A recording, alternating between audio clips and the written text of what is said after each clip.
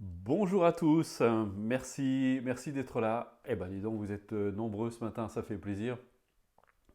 Ça doit être l'arrivée du printemps. En tout cas, je suis ravi de me retrouver avec vous à nouveau pour cette énième méditation collective. Alors, je voudrais vous annoncer la semaine prochaine, dimanche prochain, on va avoir comment dire, vous allez avoir une petite surprise parce que, comme vous le savez, le week-end prochain, ce seront les enregistrements euh, des, de cet événement du sommet de l'éco-altruisme. Donc on va se retrouver avec tous les intervenants et puis une trentaine de personnes qui, parmi vous, vont venir, vont assister à ces enregistrements, vont participer aussi avec nous. On va passer 3 jours ensemble dans un gîte dans les Vosges. Ça va être vraiment un moment tout à fait délicieux, j'en suis sûr. Et dimanche prochain, on fera la méditation collective directement depuis là-bas. Et on vous réserve vraiment une petite surprise. Alors surtout, soyez là dimanche prochain. Ça va être vraiment une méditation collective vraiment très très spéciale. Donc voilà. Eh bien écoutez, le printemps arrive, beaucoup d'événements se produisent, comme toujours d'ailleurs en ce monde, puisque nous sommes en perpétuel changement. Pour l'être humain, c'est souvent en perpétuelle agitation aussi, perpétuel stress. C'est vrai que je me rends compte à quel point beaucoup de gens, beaucoup ont bien de la peine à vraiment être là. Et la méditation, quand vous le découvrez, c'est vraiment entraîner son esprit à être là, parce que votre vie, elle se déroule maintenant, pas demain, pas hier. Vous n'avez pas à courir après quelque chose. Vous savez, ça me rappelle quand je faisais mes études à Paris, et moi qui venais de la campagne, enfin d'une petite ville en tout cas, j'étais toujours étonné de voir les gens courir dans les métros. Et puis tout le monde courait très, très vite. Au début, je ne comprenais pas pourquoi les gens se dépêchaient de courir comme ça. C'était pour rattraper leur métro. Mais ce que je ne savais pas, c'est qu'ils avaient un métro 3 minutes après. Donc, je trouvais ça extraordinaire. Je me suis dit, mais il y en a un qui arrive dans 3 minutes, donc pourquoi courir et nous sommes dans une espèce de course folle comme ça, permanente, parce qu'on est dominé par évidemment par nos peurs, par notre esprit, notre ego, alors que la vie se vit maintenant. Ce que vous vivez, tout ce que vous vivez, c'est maintenant. Tout ce que vous avez vécu hier, c'est parce que vous étiez là. Et tout ce que vous vivrez demain, eh bien vous en bénéficierez pleinement, d'autant plus que vous êtes là. Donc, ramenez l'attention là où vous êtes. Dès que vous vous sentez perdu, ramenez l'attention là où vous êtes. C'est votre point de départ. Ce de Mahatma Mai qui disait toujours, cette sage indienne extraordinaire qui disait toujours, c'est de là où on en est qu'il faut partir. C'est de là où vous en êtes qu'il convient de partir. Donc, mais il faut être là pour ça. Donc, soyez là. Soyez là, ne vous laissez pas accaparer par vos pensées, toutes ces émotions, toutes ces tendances, toutes ces distractions surtout qui font que on se perd très très facilement dans ses pensées et dans ses émotions. Et la pratique, c'est ça, vraiment revenir là où vous êtes. C'est essentiel et c'est ce qui vous permet de voir aussi, de voir votre vie, de vous voir vous, parce que souvent vous manquez à vous-même, comme disait un sage, vous passez à côté de vous-même, de qui vous êtes réellement, de réaliser votre véritable nature. Et ça m'a amené ce matin à penser à quelque chose qui me paraissait essentiel dans la pratique, parce qu'on parle beaucoup d'amour et de compassion, de souhaiter du bonheur, de souhaiter du bonheur aux autres, de leur souhaiter d'actualiser les causes du bonheur, et puis aussi de leur souhaiter de se libérer des causes de la souffrance. Ce qui est important aussi, c'est de reconnaître, et on le retrouve dans pratiquement toutes les traditions, alors après, comment ça interpréter, ça c'est encore une autre histoire, mais c'est de reconnaître le caractère précieux de la vie. Toute vie est précieuse. La semaine dernière, il nous est arrivé un petit événement, euh, euh, comment dire, la vie nous a fait un clin d'œil. On a un petit oiseau qui est venu se heurter contre notre vitre, un pinson. On l'a gardé avec nous pendant quelques jours. J'ai essayé de prendre des contacts un peu à droite à gauche où est-ce que je pouvais l'emmener parce qu'il avait du mal de revoler. Donc on en a pris soin pendant 5 jours. Il a un peu fait partie de la maison. C'était rigolo parce qu'on avait commencé à s'habituer à son chant chaque fois qu'on entrait dans la pièce. Et puis à la fin, il commençait à venir vers nous. C'était quelque chose d'extraordinaire. Et puis on a fini par trouver un contact. On a emmené cet oiseau chez un vétérinaire, enfin chez une clinique vétérinaire qui s'occupe aussi des animaux sauvages. On l'a emmené à peu près près d'une heure d'ici. Et après, une association spécialisée dans les animaux sauvages s'en est occupée. Et il y a eu toute une chaîne comme ça, parce que le vétérinaire m'a tenu informé de l'état de l'oiseau, et ensuite l'association m'a envoyé un SMS avec des photos de l'oiseau pour dire que voilà, ça y est, il est en rééducation, il est rééduqué pour revoler. Et Nathalie m'a fait la réflexion, tu vois, on sauve des oiseaux et à l'autre bout de la planète, ils se font la guerre, ils s'envoient des bombes. Et c'est pour ça que je vous dis que toute vie est précieuse. Et je pense que si on était capable de reconnaître le caractère précieux de la vie, eh bien on ne se détruirait plus et on ne s'auto-détruirait plus, parce qu'on peut avoir des comportements très autodestructeurs par nos choix, par nos comportements, par notre façon de vivre. On voit des personnes qui peuvent avoir effectivement des comportements qui peuvent être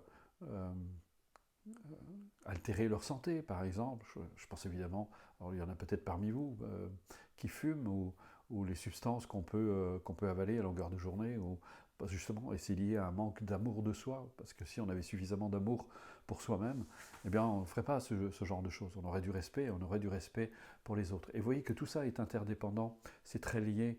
Souvent les gens me disent, mais s'occuper de soi, est-ce que c'est pas égoïste? Ce n'est pas égoïste parce que vous vous occupez de la vie en vous.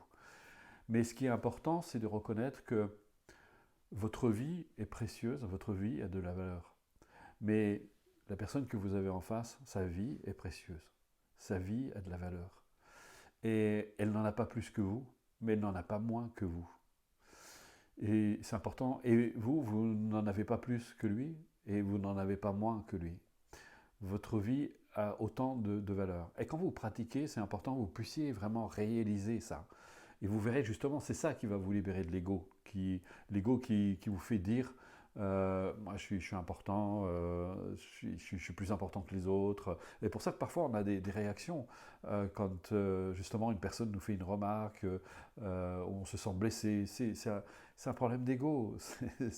Mais si vous reconnaissez justement votre valeur, c'est des choses qui ne peuvent plus vous affecter. Si vous avez un peu plus de compassion pour vous-même, et cette même compassion que vous allez appliquer sur les autres, si vous avez cette même compassion pour les autres, eh bien c'est pareil, vous commencez à réaliser que finalement l'autre, c'est juste, s'il a un mot malheureux à votre endroit, c'est juste parce qu'il est perdu dans ses propres projections, dans ses propres idées, dans son mental, il est pris dans ce jeu de réaction. On parlait hier avec les amis de Planète Altruiste, où on parlait entre autres d'une personne, je disais, elle est susceptible d'être susceptible. Et il y a des personnes comme ça qui peuvent être particulièrement réagissantes, et c'est souvent lié à un manque de confiance en soi. Donc quand vous pratiquez, prenez conscience, euh, si vous pratiquez sur d'autres personnes, parce qu'il y a des personnes qui se perdent dans les autres, qui donnent tout, qui s'occupent des autres, etc., mais ça a leur détriment.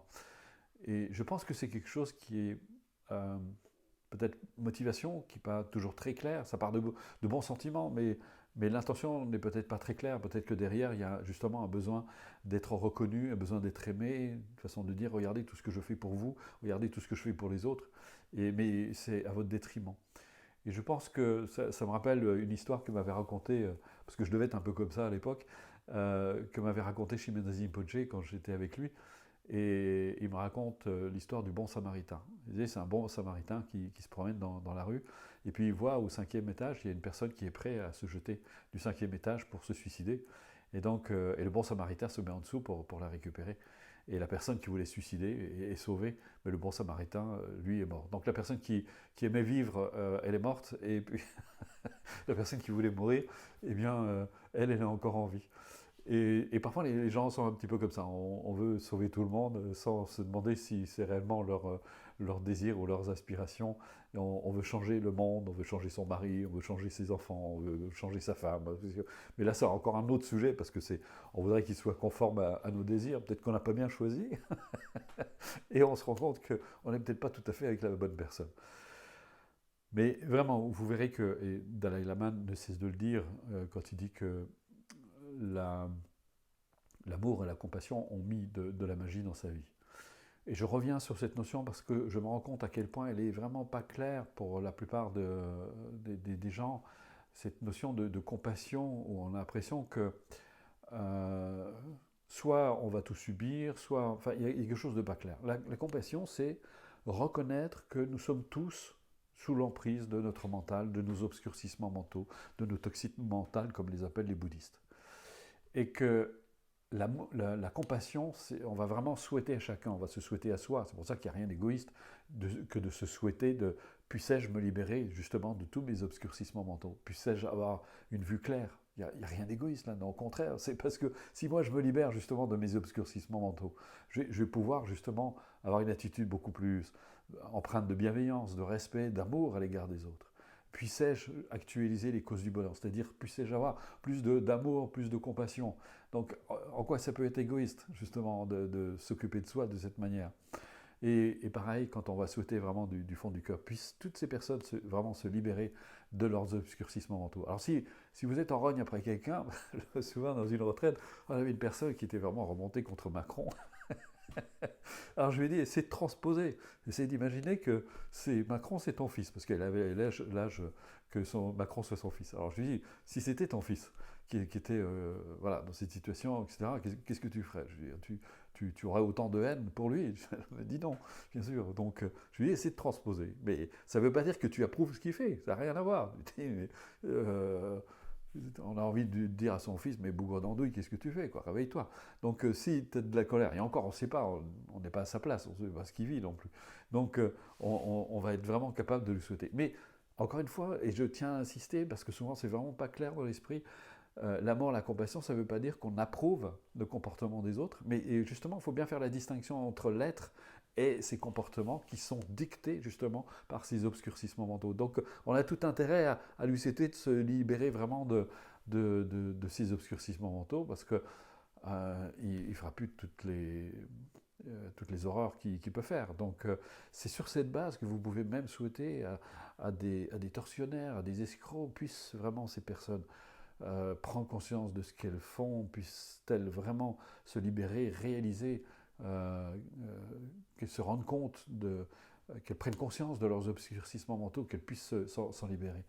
C'est vraiment ça la compassion, parce que c'est vraiment très mal compris, et surtout en Occident, parce que je pense qu'on a une espèce d'héritage euh, un amour chrétien, mais qui n'est peut-être pas bien compris non plus, parce qu'à la base, je doute que Christ ait enseigné ça. Après, bon, ça a été un peu déformé, ça a été un peu mal compris, mal interprété, ce qui fait que, bon, c'est un vrai sac de nœuds.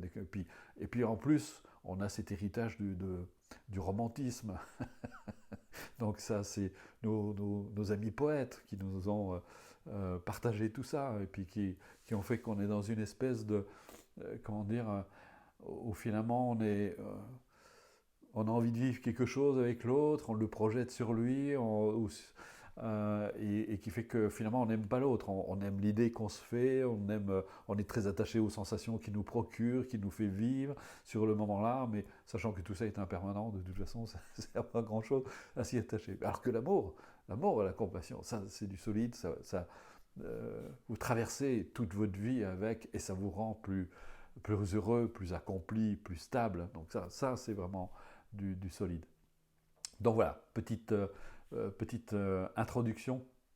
Et je tenais à ce que vous compreniez vraiment le sens de ce qu'on fait ici, que c'est vraiment important, et que ce que vous faites est vraiment important.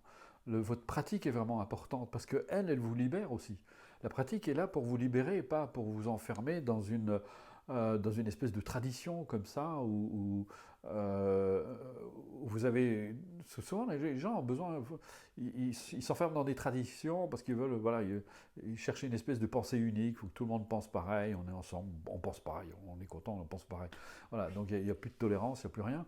Et parfois, je vois des personnes qui sont dans la religion qui oublient le sens même de la religion, qui peuvent devenir extrêmement intolérants, voire agressifs, destructeurs. Regardez, au nom de Dieu, on tue, on massacre des gens. Donc c'est absurde tout ça.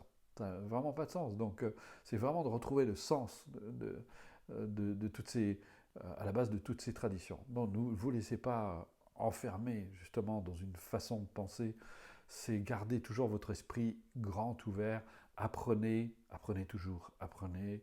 Soyez curieux de tout, soyez ouverts. C'est d'ailleurs Einstein qui disait celui qui a cessé de s'émerveiller est un homme mort. Et je pense qu'il a bien raison, on cesse de s'émerveiller. Puis regardez, avec tous les événements, on se laisse accaparer par toutes nos attitudes destructrices, par la peur, par la colère, ça fait tout ressortir aujourd'hui, le Covid, la guerre en Ukraine, etc. On perd tout bon sens, on finit par ne plus voir les choses telles qu'elles sont vraiment. C'est pour ça que je vous ai remarqué la dernière fois, vous faites toute une histoire autour de la guerre d'Ukraine. Est-ce que vous vous préoccupez des 30 000 enfants qui meurent de faim tous les jours, des guerres qui sont un petit peu partout, dont on parle absolument pas? Ça intéresse personne. Il y a certainement beaucoup plus de gens encore qui meurent. Est-ce que leur vie a moins de valeur que celle d'un Ukrainien? Ça ne veut pas dire qu'il ne faut pas s'occuper des Ukrainiens, mais alors à ce moment-là, je pense qu'il faudrait ouvrir nos portes, pas seulement aux Ukrainiens, mais à toutes ces personnes qui souffrent dans le monde. Donc soyons un petit peu réalistes, mettons-nous un peu les pieds sur terre, et ça n'empêche pas d'avoir évidemment de l'amour pour les Ukrainiens, de l'amour mais pour tous les êtres. Ne limitez pas votre compassion, votre bienveillance à une seule catégorie de personnes parce que vous êtes plus particulièrement touché. Comme disait Dalai Lama, n'ayez pas seulement de la compassion pour votre enfant, pour votre femme, pour votre chien. Essayez d'aller un petit peu plus loin que ça. C'est vraiment d'avoir de l'amour. Vous verrez comme justement vous vous sentez vraiment moins seul. C'est souvent les gens, parce qu'il suffit d'ailleurs que votre femme vous quitte ou votre mari vous quitte, vous avez l'impression que la terre s'effondre, que voilà, tout, votre univers était tellement restreint, tellement limité, votre amour, votre compassion était tellement limité que quand l'objet de votre amour disparaît, et si tant est, il faudrait se poser la question, c'est vraiment de l'amour, parce que parfois ça se transforme tellement en haine que voilà, vous vous sentez complètement démuni, vous avez l'impression que la terre s'effondre, mais si vous élargissez le champ, le spectre de votre bienveillance et de votre amour, vous verrez que ça fait partie des événements de la vie. Les gens viennent, traversent votre vie, ils vous disent bonjour. Après, ben, ça dure quelques semaines, peut-être un mois, quelques années. Et puis après, bon, on se rend compte que voilà, on a fait le tour de la question et puis on se dit au revoir. Tout change, tout se transforme. Puis un jour, vous allez mourir aussi. Je ne sais pas si vous êtes au courant. Donc on va dire au revoir tout le monde. Je m'en vais, voilà, c'est fini pour moi. J'ai fait mon temps, je vous laisse la place. Moi, je continue sous d'autres cieux. Et voilà, c'est la vie. Donc, aimons-nous vivants, comme disait la chanson, avant que la mort nous trouve du talent. Voilà, eh bien écoutez, alors j'ai laissé petite affichette sur le sommet de l'éco-altruisme, surtout vraiment. Alors d'abord, c'est une chose justement que vous pouvez faire, parce que les bouddhistes disent qu'est-ce qui reste après la mort, le karma. Donc c'est le moment pour vous de semer des bonnes graines. Donc partagez autour de vous justement ce sommet de l'éco-altruisme. Vraiment, ça concerne tout le monde et vous allez apprendre tellement de choses dans ce sommet. Vous allez apprendre comment vous-même participer justement à améliorer le sort de la planète par des gestes simples aussi, par des choix que vous pourrez faire. Ça va être en plus très pratique pour vous. Vous verrez comment, à partir d'un simple balcon, vous pouvez produire de la biodiversité et ramener des insectes. Vous imaginez, si tous les balcons font ça, au lieu de mettre ces petites fleurs d'appartement, vous savez, pour les abeilles, n'ont pas grand-chose à faire, ça leur apporte strictement rien. Donc vous imaginez, si tous ces balcons se mettent à fleurir de partout, on peut faire quelque chose d'extraordinaire. Donc vous voyez, si vous êtes des milliers, et j'ai envie encore plus, on devrait être des dizaines de milliers à ces 7 jours de l'éco-altruisme, pour que tous ces balcons qui vont fleurir, mais pas seulement, tous les gestes qu'on va vous montrer, il y aura des ateliers aussi sur comment produire le moins de déchets possible. Il y a plein de petits gestes auxquels vous pensez peut-être pas, mais qui peuvent faire vraiment la différence et qui font que justement vous produisez. Alors déjà, ça vous fera moins de poubelles et donc vous serez ravis. Et moi, je peux vous assurer qu'on voit la différence. Et c'est quand même quelque chose d'extraordinaire. On va aux poubelles, on met la poubelle une fois par mois, quoi. Alors qu'avant, c'était toutes les semaines, voire plus. Donc c'est quand même extraordinaire. Et là, on est en train d'approfondir. Quand je dis une fois par mois, des fois, c'est même tous les 2 mois. Donc, je pense que c'est important c'est des tas de petites choses que vous pouvez faire qui sont bénéfiques en plus pour vous et qui vont être bénéfiques pour la planète. Donc, voilà. Donc, je vous invite vraiment à vous inscrire à, à ce sommet de l'éco-altruisme que vous avez vu la fichette. Allez, je vous la remets un petit coup. Voilà. Le 4 et 10 juin, et Loïc vous met dans le chat le lien. On a besoin de vous. En fait, non, on n'a pas besoin de vous. Planète Altruiste n'a pas besoin de vous, c'est la planète tout court qui a besoin de vous. Elle souffre, elle est dans la douleur, et ça risque d'emporter toute l'humanité. Donc j'ai presque envie de dire, si on relativise par rapport à une guerre comme l'Ukraine, je sais que c'est dramatique, et je ne renie pas surtout ne me faites pas dire ce que j'ai pas dit, parce qu'il y a un qui va être capable de dire, ouais, vous avez vu, vous méprisez les Ukrainiens, ce qui est absolument faux, parce que j'ai des amis qui sont ukrainiens, donc c'est absolument faux. Je sais que l'esprit humain peut être des fois un peu tordu, mais quand la planète, quand on va disparaître, parce que la planète ne pourra plus, il y aura il y a des contrats en Inde, il fait plus de 50 degrés, c'est devenu invivable, et pas seulement en Inde, je crois que c'est au Canada, enfin un peu partout. Il y a des zones partout dans le monde où c'est devenu invivable. Donc, et ça va grandir de plus en plus. Donc si on ne se réveille pas vite, si on ne fait pas tous un geste, maintenant qu'on réduise nos déchets, qu'on commence à favoriser la biodiversité, votre jardin, ça pourrait être... là, je suis en train de... On a emménagé il n'y a pas très longtemps dans cette maison dans laquelle on est en location, mais on est en train de faire en sorte que ce jardin soit favorable aux oiseaux, tous les petits animaux, et puis qu'il y ait de la biodiversité pour qu'il y ait beaucoup plus d'insectes, parce que c'est indispensable à l'équilibre de notre planète. Donc voilà, c'est tout ça que vous allez apprendre à travers la journée le sommet de l'éco-altruisme, pardon. Donc vous allez être partie prenante, partie participante en fait, et vous avez tous quelque chose à faire. Si vous avez de la compassion pour la planète, eh bien, vous devriez vraiment vous inscrire. Si vous pensez que c'est important de faire quelque chose pour la planète, eh bien ça, c'est déjà un petit geste. Et quand des gens, alors, on vous vite parce que ça, c'est mes petits coups de gueule, mais je me dis, c'est quand même extraordinaire que des gens nous envoient des mails pour nous demander de les rembourser d'un don qu'ils ont fait pour participer à l'éco-altruisme. Finalement, j'irai pas, vous prendez mes sous. Je me dis, mais c'est quand même extraordinaire. Ils vont au cinéma, ils vont au restaurant, surtout maintenant, donc ils sont capables de dépenser de l'argent pour des choses qu'ils auront vite oubliées, mais pour des choses essentielles, des choses qui vont participer vraiment à l'avenir, à leur avenir, à l'avenir de leur planète. Donc c'est parfois la logique humaine est quelque chose de fantastique. Alors je peux avoir de l'amour, je peux avoir de la compassion, mais parfois c'est quand même, et je suis sûr que parmi vous, vous pensez la même chose. Vous dites parfois, les gens, ils ont besoin de se réveiller un petit peu. Hein. On est un petit peu perdu quand même surtout dans le monde occidental. Plus ça se sophistique, plus ça devient mental, plus ça devient intellectuel, plus ça perd son bon sens aussi. Donc, alors l'éducation c'est bien, mais ça rend pas forcément intelligent. Hein. Donc, un peu de bon sens, beaucoup d'amour surtout, beaucoup de compassion, et je pense que le monde se portera mieux. Et s'il y en a qui sont fâchés par ce que je dis pendant ces présentations de méditation collective, vous n'avez pas du tout besoin de m'envoyer de mail, vous vous désabonnez, vous ne revenez plus, je n'oblige personne, c'est une proposition, voilà, elle convient, c'est tant mieux, elle ne convient pas, c'est tant mieux aussi, c'est parfait, voilà. Donc, au revoir. Et puis, vous qui restez, eh bien écoutez, je suis ravi vraiment de passer ce dimanche matin avec vous.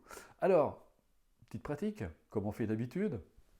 Alors, pour les nouveaux, j'ai oublié. Les nouveaux, eh bien, je vous souhaite la bienvenue. Vous devez vous demander quel genre de Gugus c'est, ce Bruno Le Mans. Eh bien, écoutez, vous finirez bien par le découvrir si vous revenez. Vous apprendrez des choses. J'ai un site, vous pouvez aller voir ressources actualisation. Il y a toutes les activités.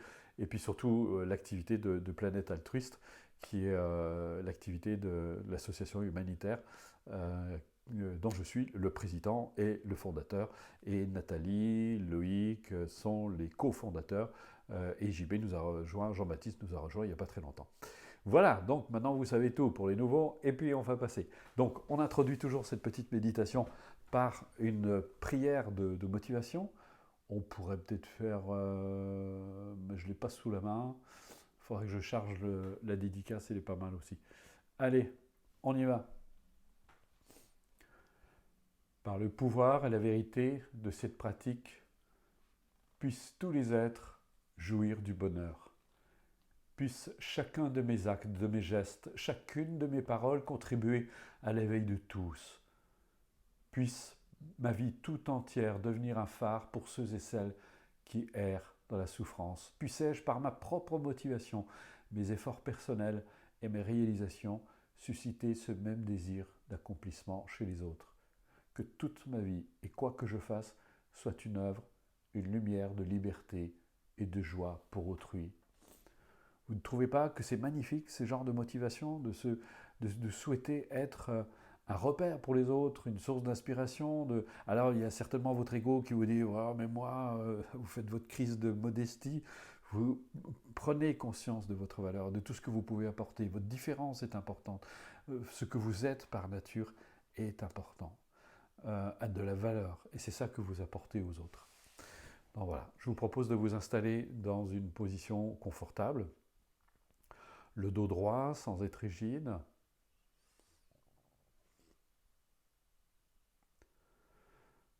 Voilà, ramenez toute l'attention sur vous. Et comme je le disais tout à l'heure, soyez juste là. Il n'y a rien de compliqué à la méditation, c'est juste être là où vous êtes. Et pour ça, vous pouvez utiliser différents repères. Vous pouvez prendre conscience de votre corps qui lui est là. Lorsqu'une sensation s'élève, elle s'élève toujours maintenant. Elle ne s'élève jamais hier ou demain, elle s'élève maintenant et vous pouvez en avoir conscience.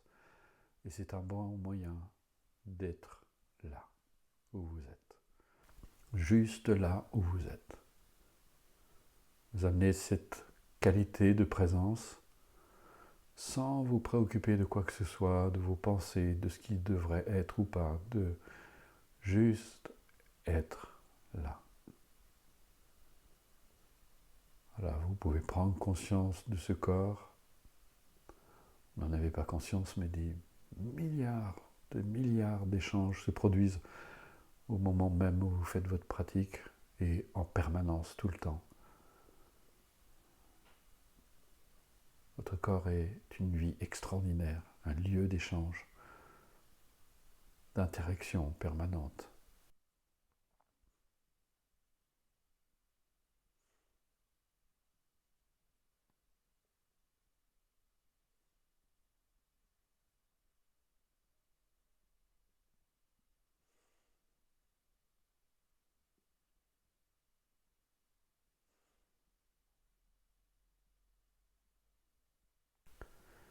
Voilà, et pendant que vous faites ça, vous laissez vos pensées s'apaiser toutes seules. Pour ça, vous n'avez rien à faire. Encore une fois, c'est juste vraiment rester là où vous êtes. Et si ça peut vous aider, vous pouvez simplement laisser votre front et votre front se déplier et vos yeux se détendre. Et vous laissez cette tranquillité naturelle s'installer lorsque vous cessez de manipuler vos pensées. Elles finissent par s'apaiser d'elles-mêmes. Vous êtes juste là, juste paisible, tranquille, là où vous êtes.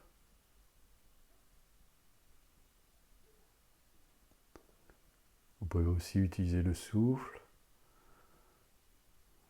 aussi qui est une fonction à la fois consciente et inconsciente, et vous pouvez l'utiliser comme un fil d'Ariane.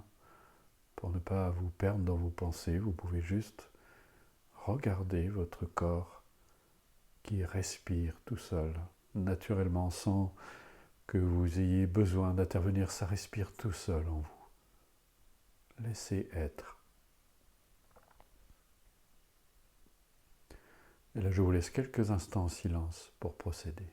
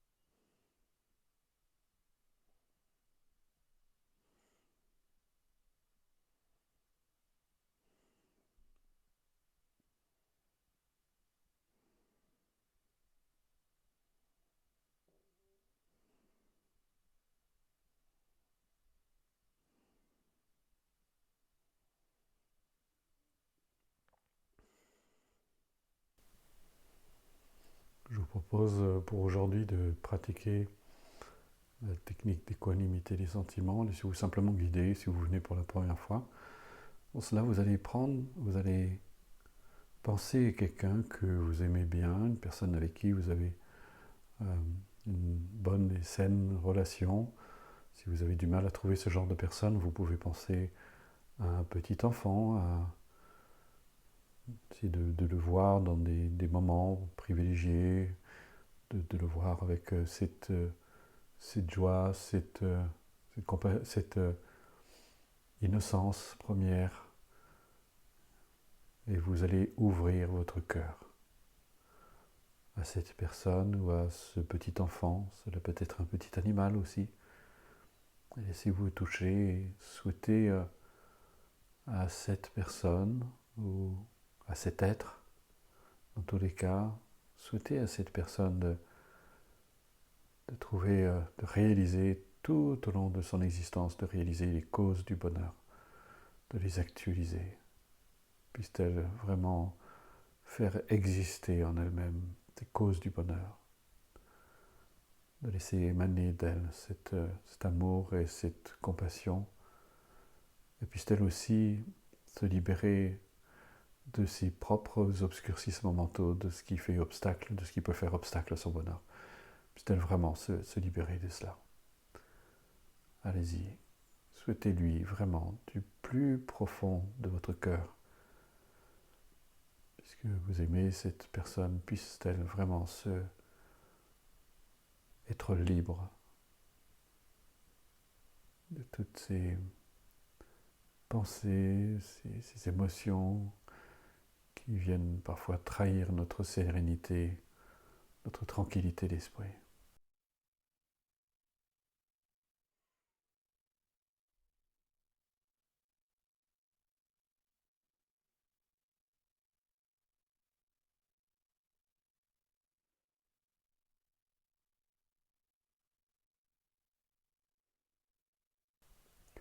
Je vous laisse quelques instants en silence pour procéder. Soyez vraiment avec cette personne en particulier. Vous pouvez aussi ainsi reconnaître sa valeur en tant qu'être humain. Cette personne à qui vous pensez est une vie parmi beaucoup d'autres, mais une vie, essayez de reconnaître le caractère précieux de sa propre vie, sa propre valeur en tant qu'être humain.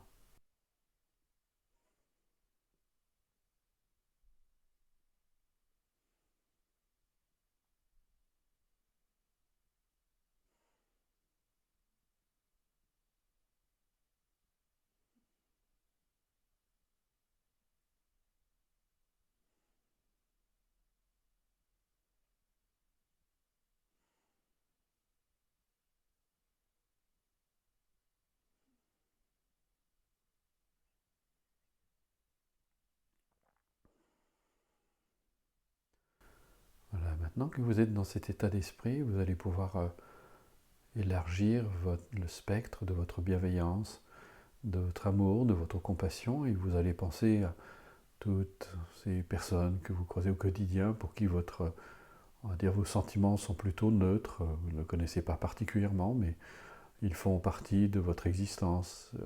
Peut-être le commerçant du quartier, certains collègues de travail, les personnes que vous croisez dans les transports, peu importe. Laissez venir à vous toutes ces personnes. Et pendant un instant, souhaitez-leur, elles aussi, puissent-elles vraiment se libérer de ce qui fait obstacle à leur bonheur, de leur toxines mentales, de leurs obscurcissements mentaux, puissent-elles être vraiment libres de tout cela et réaliser ainsi leur vraie nature. Puissent-elles aussi vraiment libérer en elles-mêmes les causes du bonheur. Puissent-elles vraiment éveiller leur amour, leur compassion, leur joie de vivre aussi, vraiment et leur sagesse naturellement. Puissent-elles vraiment actualiser toutes les causes du bonheur. Voilà, passez un peu en revue toutes ces personnes. Vous pouvez vous arrêter peut-être sur certaines personnes en particulier aussi. Et vous pouvez peut-être voir que c'est comme si un lien vous unissait sans même que vous en soyez d'habitude conscient. Gardez simplement votre cœur ouvert, votre esprit ouvert.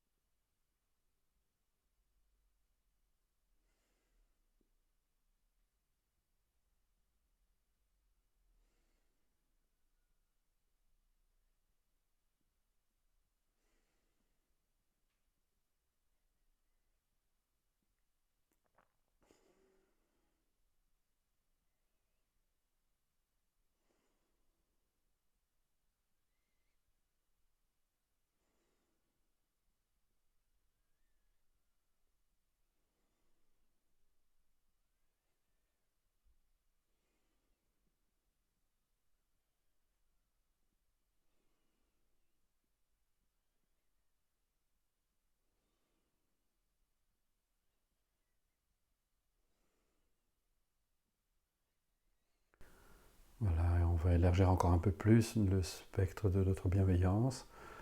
Pour ça, vous allez penser à quelqu'un avec qui vous avez peut-être eu des mots, quelqu'un qui a pu vous faire souffrir par le passé. Vos sentiments ne sont pas très heureux ni très positifs à l'égard de ces personnes. Il ne s'agit pas de nier, surtout pas de nier ce que vous ressentez, au contraire même de l'accepter.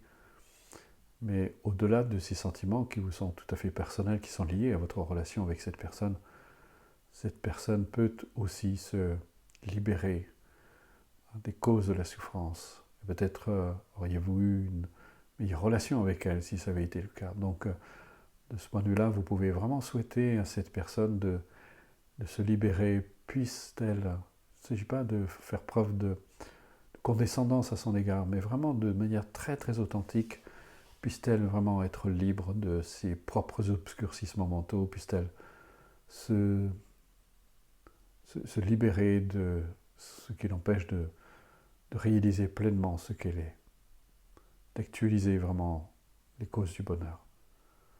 Et puisse-t-elle éveiller en son esprit sa capacité à aimer, sa compassion, sa sagesse, sa joie de vivre aussi. Puisse-t-elle vraiment faire rayonner cela dans le monde. Puisse-t-elle vraiment s'accomplir.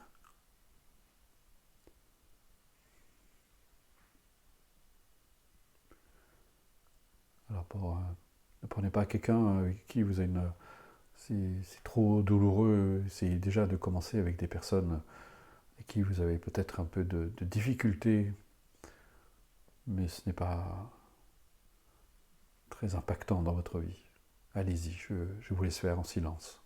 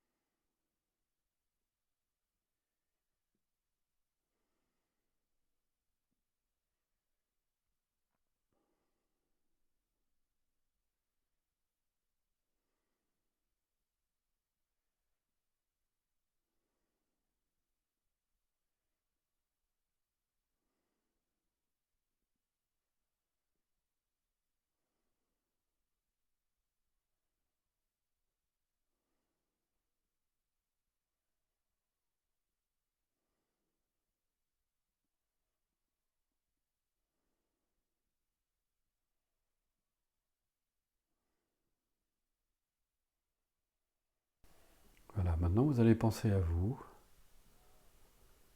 avec exactement la même attitude bienveillante, respectueuse à votre égard.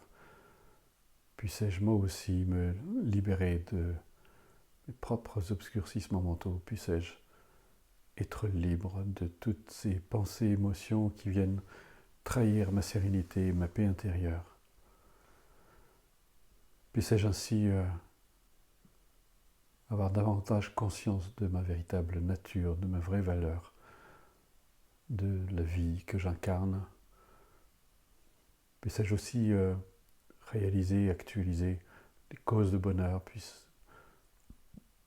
Puissais-je laisser se libérer l'amour, la compassion, la joie, la sagesse aussi, puisse-t-elle émaner dans ma vie, se manifester.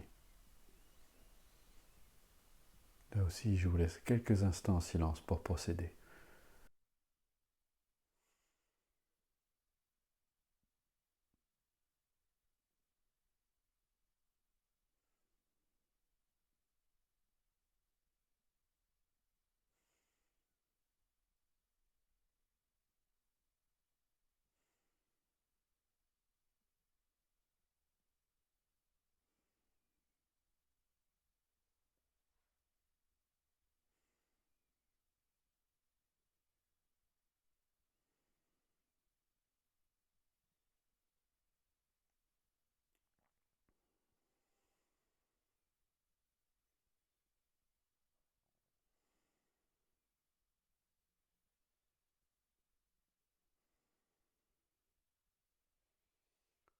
Ressentez surtout.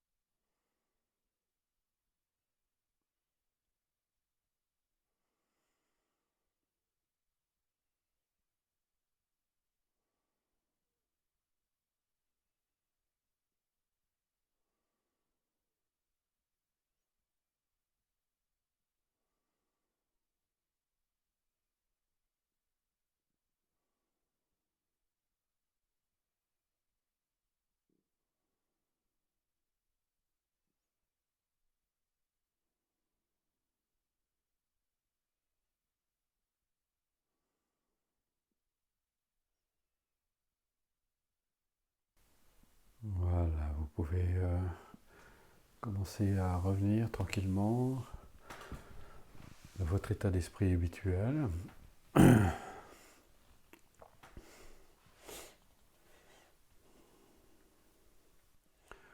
Voilà. Bien, écoutez, merci d'avoir partagé ce moment avec nous dimanche. Alors pensez à dimanche prochain, qui sera vraiment une spéciale. J'en profite aussi, il y a des personnes qui nous ont signalé que le système de dons ne marchait plus sur le site, ça a été réparé. Je pense que Loïc peut vous le passer. Et encore une fois, je vous remercierai jamais assez, je ne remercierai jamais assez toutes les personnes qui nous font des dons réguliers, sans lesquels je ne pourrais pas être là avec vous tous les dimanches. On ne pourrait pas organiser tous ces événements que sont les Journées mondiales de l'altruisme, que sont les sommets de l'éco-altruisme, de préparer l'avenir aussi, des projets que nous avons en construction. On vous en parlerait aussi. D'ailleurs, dans le sommet, on fera une présentation justement du lieu d'activité écologique qu'on est en train de préparer, dont on est en train de préparer la réalisation. Donc, et c'est grâce justement à tous vos dons qu'on peut continuer à exister, à perpétrer toutes ces informations, tous ces messages aussi qu'on partage avec vous. Alors merci du fond du cœur et merci surtout de votre présence, merci d'être là. Et surtout, encore une fois, je le répéterai jamais assez, soyez nombreux à ce sommet, partagez autour de vous l'information, allez-y, diffusez-la. Je pense que notre planète en a vraiment besoin, on ne fait pas ça pour nous, c'est vraiment pour la planète parce qu'il y a vraiment urgence, il y a une vraie urgence. Et je pense que c'est vraiment important qu'on intervienne et qu'on fasse quelque chose, chacun à notre niveau, depuis notre maison. On peut faire énormément de choses et vous allez le découvrir justement pendant ce sommet de l'école altruiste. Merci du fond du cœur, vraiment. Merci d'être là. Et puis je vous dis à la semaine prochaine. Au revoir.